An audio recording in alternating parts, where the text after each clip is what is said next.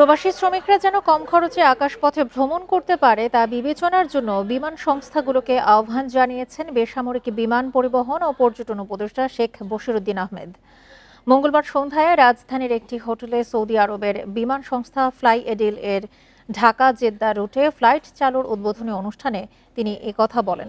Low cost career বা budget বিমান সংস্থাগুলোর প্রাথমিক ভাড়া কম হলেও সিট নির্বাচন, খাবার, পানীয় এবং লাগেজের মতো সুবিধার জন্য আলাদা ফি নেয়, কারণে তা ব্যয়বহুল হয়ে যায় বলে অভিযোগ করেন বিমান উপদেষ্টা। বলেন, প্রবাসীরা কঠোর পরিশ্রম করে এদেশের অর্থনীতি সচল রাখে, তাই তাদের জন্য বিমানের ন্যায্য ভাড়া নির্ধারণের আহ্বান জানান তিনি।